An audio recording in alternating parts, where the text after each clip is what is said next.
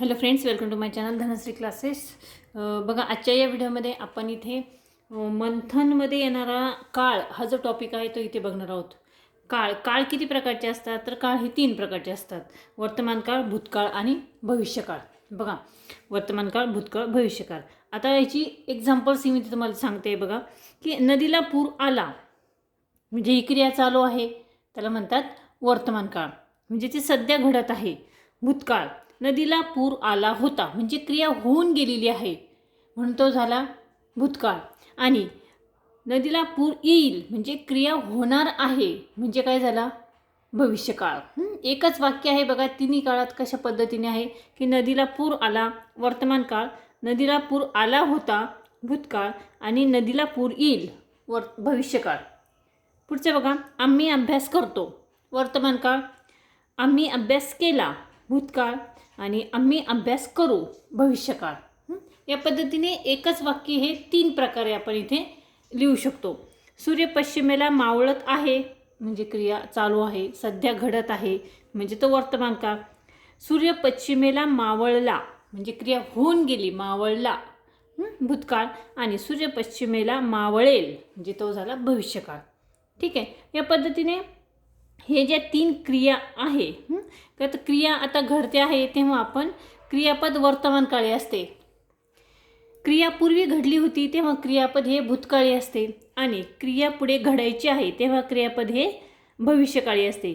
क्रियापदावरून क्रिया कोणत्या वेळी घडली याचा बोध होतो, याचा जो बोध होतो त्यास आपण काळ असे म्हणतो. ठीक आहे, काळाचे किती प्रकार पडतात? मुख्य वर्तमान काळ, भूतकाळ आणि भविष्यकाळ. सचिन चित्र काढतो वर्तमान काळ, सचिनने चित्र काढले भूतकाळ आणि सचिन चित्र काढेल हे काय झाले? भविष्यकाळ. ठीक आहे, आता ह्याचा जो 1-2 क्वेश्चन आहेत ते आपण इथे सोडवून बघूया की खालीलपैकी वर्तमानकाळी वाक्यांचा पर्याय क्रमांक शोधा. आता वर्तमान काळ, स्नेहा गोष्ट सांगत आहे, स्नेहा गोष्ट सांगेल, स्नेहाने गोष्ट सांगितली आणि स्नेहा गोष्ट सांगणार आहे.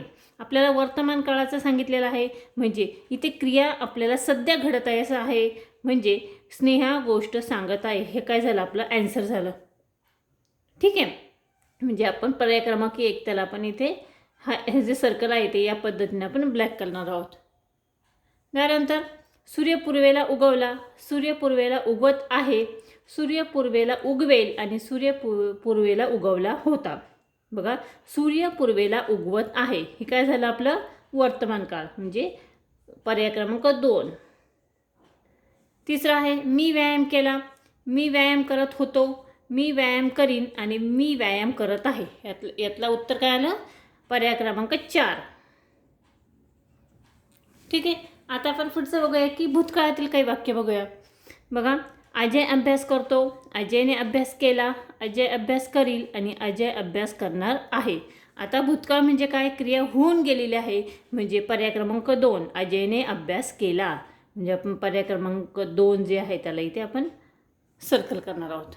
ठीक आहे, पुढचं बघा, आज सुट्टी आहे, उद्या सुट्टी असेल, काल सुट्टी होती आणि परवा सुट्टी असेल. ठीक आहे, यामध्ये क्रिया होऊन गेलेली आहे म्हणजे काल सुट्टी होती. पर्याय क्रमांक 3 आपण 3ला इथे ब्लॅक करणार आहोत. लक्षात आलं? आणि पुढचं बघा, राधाबाई गावाकडे गेली, राधाबाई गावाकडे जाणार आहे, राधाबाई गावाकडे जाईल आणि राधाबाई गावाकडे जात आहे. आता इथे काय? क्रिया होऊन गेलेली आहे म्हणजे गेली. राधाबाई गावाकडे गेली, पर्याय क्रमांक 1.